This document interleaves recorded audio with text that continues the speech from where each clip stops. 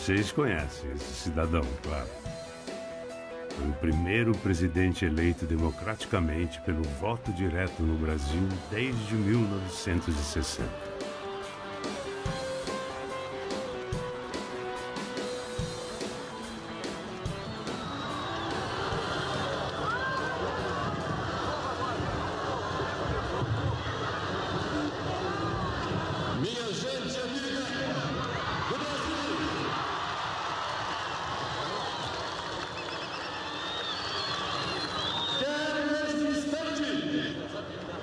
Em que recebo a faixa presidencial, símbolo da chefia do Estado e de governo da República Federativa do Brasil. Vou dar o melhor do meu pensamento e a maior das minhas preocupações para a imensa maioria de brasileiros a quem eu devo essa conquista democrática. Aos descamisados, aos pés descalços, àqueles que querem justiça social no país para poder viver. Quem ouve ele falar assim, nunca poderia imaginar que 2 anos depois ele sofreria impeachment, renunciaria e ficaria inelegível por 8 anos. Fico imaginando o que se passava pela cabeça de Collor quando ele falava que todos nós tínhamos compromissos com a justiça social. Olhem a sua expressão. Que arrogância. Esse cidadão inaugurou uma nova fase na história do Brasil. A entrada do Collor, e é complicado, porque nós estamos pensando que a Constituição é de 88, ela é promulgada, a eleição é 89 e ele assume em 90. Quer dizer, o nosso primeiro presidente pós-constituinte, pós-nova Constituição, é o Collor. E ele não traz uma visão de Estado social-democrata ou de Estado do bem-estar social. Ele vem com uma visão de Estado liberal. Será que é justo um apadrinhado dos poderosos ganhar até 50 salários para ficar sentado no seu trono de Marajá, sem fazer nada? E você, que dá duro 8 horas por dia, ganhar um salário que não dá sequer para pagar a mensalidade escolar dos seus filhos?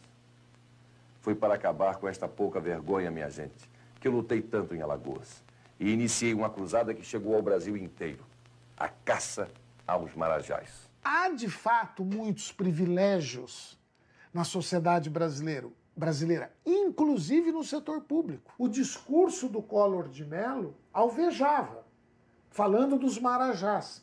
A gente sabe que era um discurso demagógico, mas ele conseguiu, com esse discurso, atrair uma insatisfação popular legítima contra esses privilégios. Então ele aparece com essa visão jovial, essa ideia de que eu estou trazendo o novo, eu estou trazendo a modernidade, e essa ideia liberal ela vai aparecendo no Brasil como uma ideia de modernização.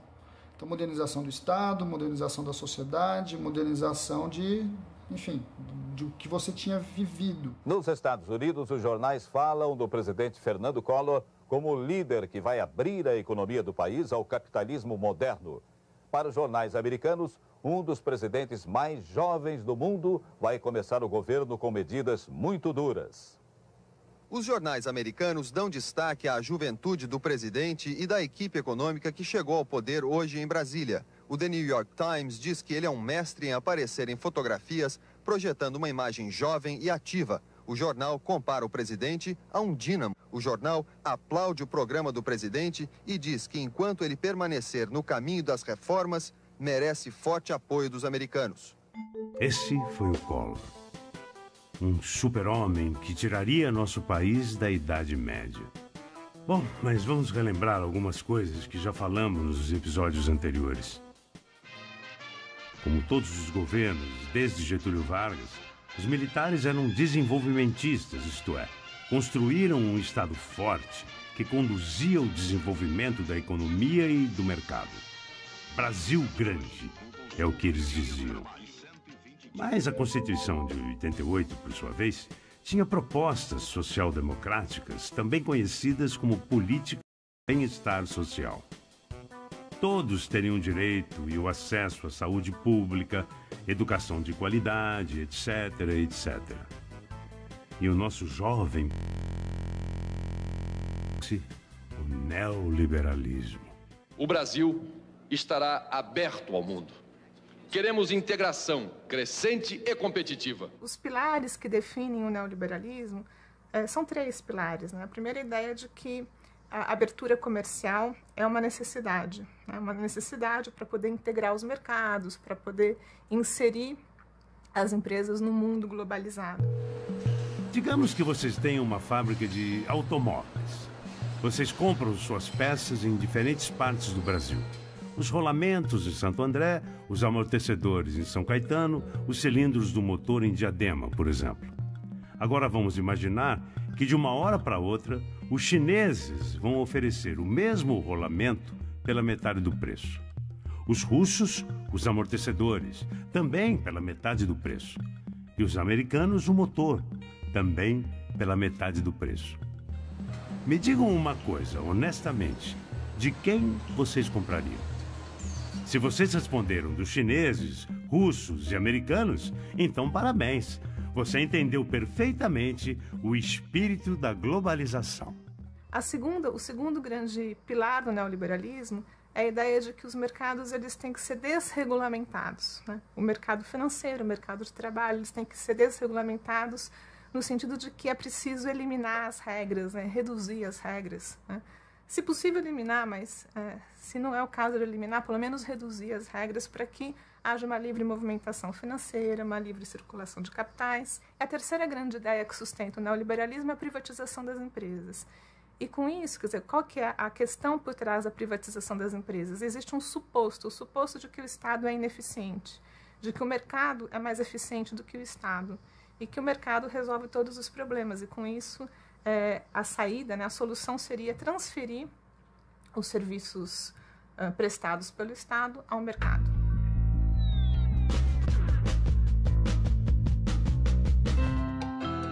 Além da globalização, o neoliberalismo se constrói com a desregulamentação das leis trabalhistas, com as privatizações, com o trabalho terceirizado. E o Estado não tem que se meter em nada disso. Ou seja, quem manda na coisa toda são as empresas. As forças do mercado se sobrepõem a toda e qualquer outra força política e social. E que as forças do mercado não devam ter interferências, principalmente da única instituição capaz de interferir nas forças do mercado, que é o Estado. Mas isso não basta.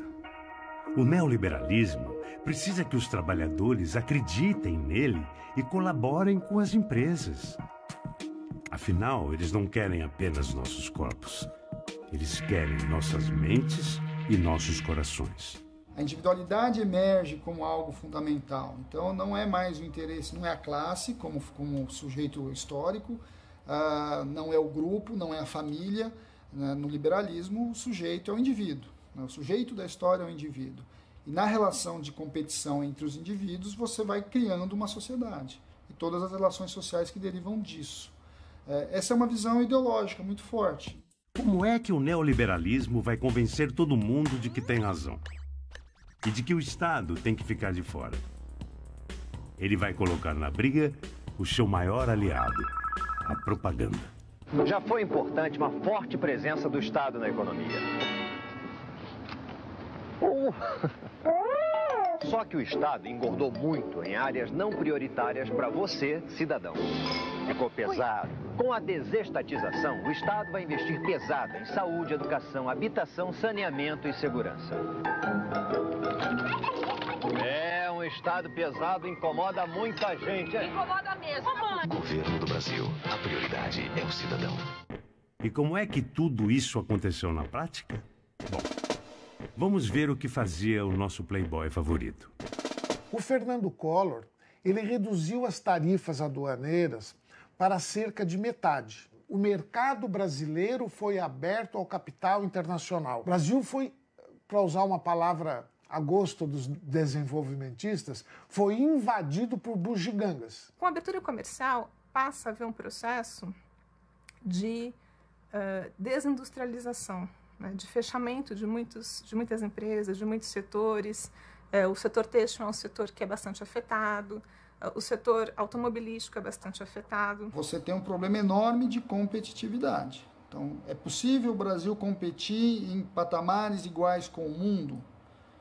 Bem, explicitamente, na primeira grande abertura do setor automotivo, por exemplo, ficou claro que não. A ideia de você ter um mercado industrial de reserva, um mercado de trabalho de reserva, ela é fundamental para manter os níveis de salários baixos.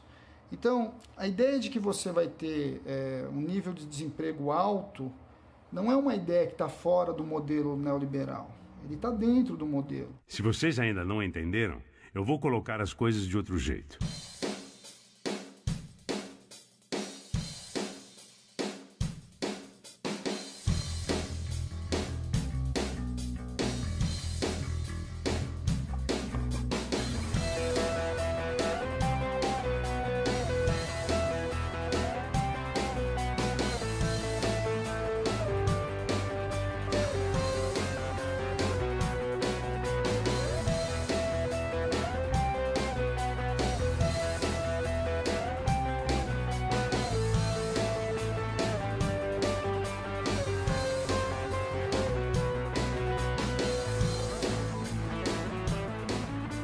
O governo Collor ignorou e, na verdade, reprimiu os movimentos sociais, as centrais sindicais e todo e qualquer representante do povo.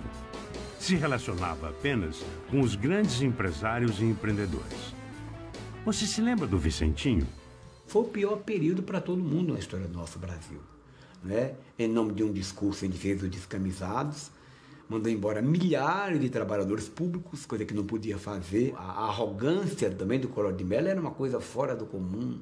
Nós nunca tivemos a oportunidade de sentar, conversar, discutir com a autoridade dos trabalhadores, com a autoridade do governo. O Jair Meneghelli também tem coisas a dizer. Nós estávamos vendo, alguém que tinha entrado para governar este país com a promessa de caça aos marajás. Se alguém vai caçar os marajás, vai sobrar mais para os pobres. O que nós estávamos vendo era empregos perdidos, empresas fechadas, empresas importantes, sabe? Em São Bernardo teve algumas empresas de renome. A conjuntura mudou, né? A conjuntura política mudou, a conjuntura econômica mudou, a conjuntura ideológica mudou. A empresa está dizendo para o trabalhador todos os dias, nós somos parceiros, nós estamos no mesmo barco, né? Precisamos fazer frente à concorrência internacional que aumentou. Precisamos sobreviver nesse mundo globalizado. Então, para isso, cada um tem que fazer a sua parte e todo mundo tem que abrir mão de alguma coisa. Todo mundo tem que fazer alguma concessão. O trabalhador assimila isso, o sindicalista assimila isso, né? O dirigente sindical assimila isso. Passa a achar que não tem alternativa. Nós não tínhamos medo da globalização. Nós entendíamos que nós não podíamos ser abruptamente adentrado a esta globalização sem que as nossas empresas estivessem preparadas. Esse acho que foi o maior erro do Collor, foi essa precipitação. Eu acho que entrar no mundo globalizado ou ampliar a globalização, então eu acho que isso seria inevitável.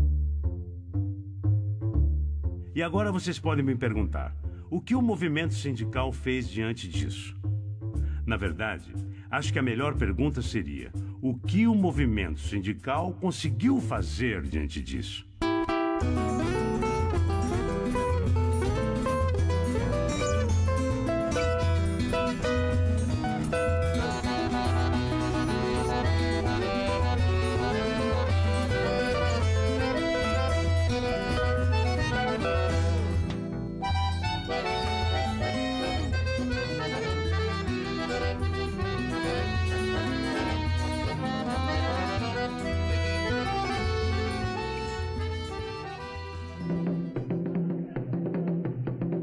Os anos 80 foram marcados por conflitos entre os sindicatos, o empresariado e o governo, especialmente pela CUT, que ficou conhecida como uma central combativa, não disposta a negociar com o patronato.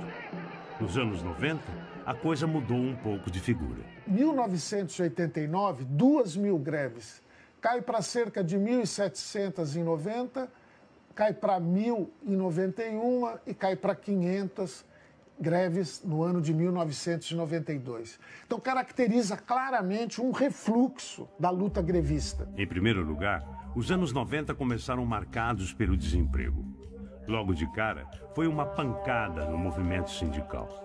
Isso explica os dados que o professor Boito acabou de nos dar. Em segundo lugar, o neoliberalismo veio para ficar. As mudanças causadas por essa visão político-econômica avançaram rapidamente.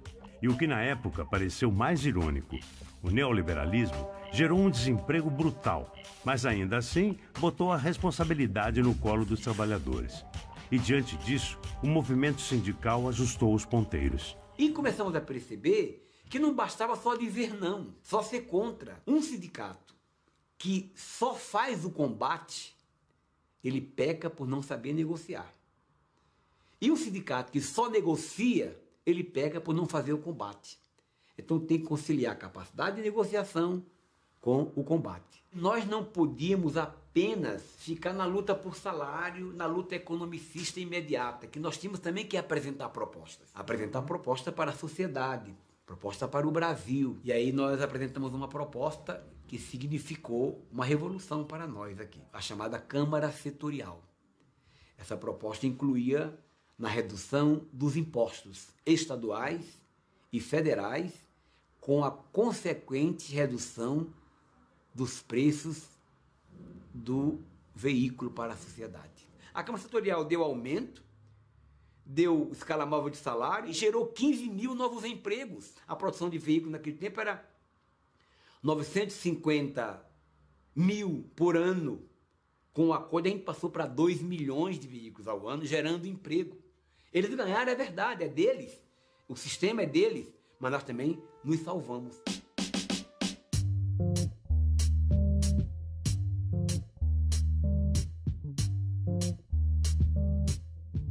Temos, de um lado, um governo louco por implementar todas as medidas neoliberais possíveis.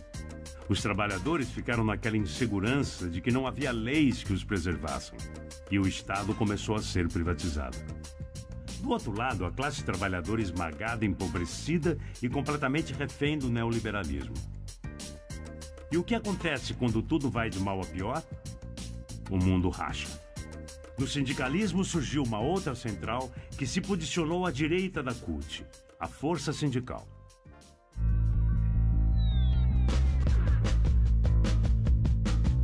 Para você julgar se o sindicato é bom ou ruim, não é pelo número de greve que ele faz, é pelos acordos coletivos dele, é pelas conquistas dele.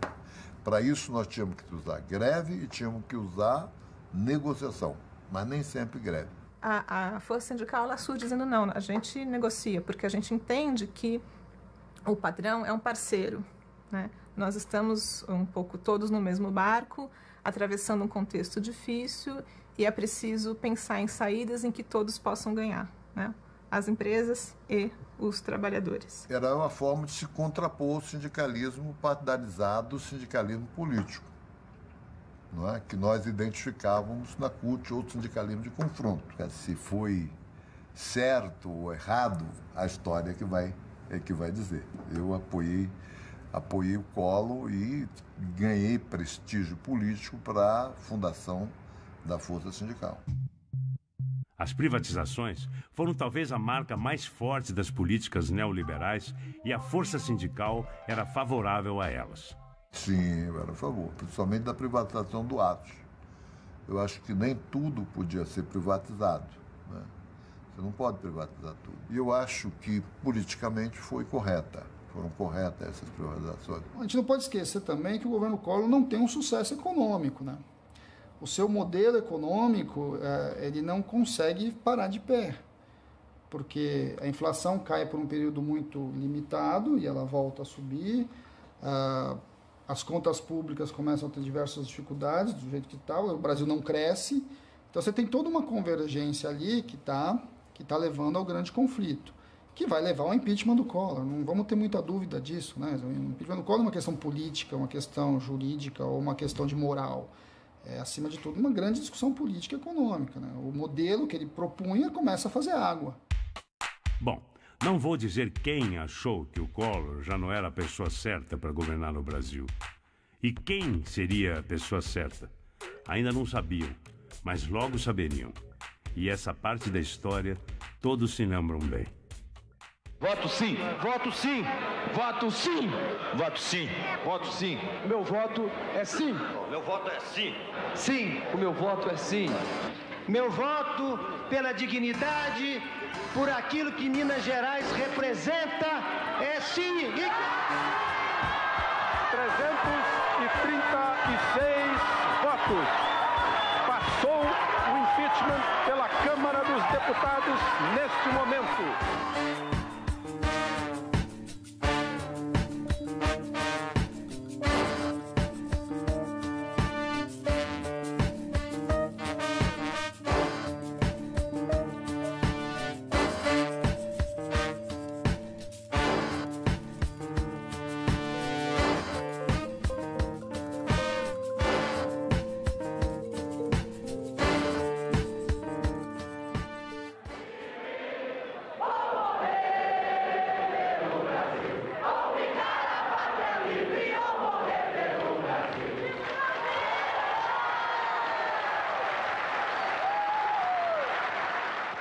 Nós acompanhamos as votações aqui da Câmara, fizemos passeatas, o movimento sindical se envolveu completamente, acompanhando voto a voto a derrubada de Collor de Mello.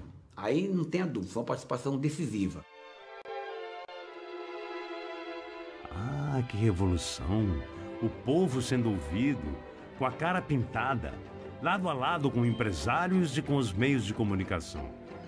Que sentimento de nacionalidade! Que tocante! Desculpem, mas para mim, no Brasil, povo e empresariado não se juntam. Povo e grandes meios de comunicação também não. Suspeito que os interesses eram outros e que o povo foi quem pagou de laranja mais uma vez. O Diap conta um pouco essa história, bem interessante, que eles são chamados para conversar, os americanos chamam, né? A Câmara Comercial Brasil e Estados Unidos chama o Diap para conversar. E quer entender o que é Collor, o que é Itamar. Né? E a fala é muito interessante, porque a fala é assim, olha, o Collor é muito mais liberal. Né? 90% da pauta do Collor é liberal, é neoliberal. E a pergunta deles, mas e o Itamar? Não, o Itamar é 40%, né? No máximo. O Itamar é muito mais... ele vem de uma visão de Estado diferente. Agora, quem tem mais condição de implantar? 90% do Collor ou 40% do Itamar? E a visão era que no 40% do Itamar era mais fácil de ser implantado. Então, o impeachment aparece no movimento de realmente implantar os 40%. Se o Collor não era a pessoa certa, então o que fazer? Ué, simples. A gente varre o Collor para baixo do tapete. E é só fazer de um jeito que pareça que foi o povo quem decidiu. Bom, melhor parar por aqui. Olha o que aconteceu então.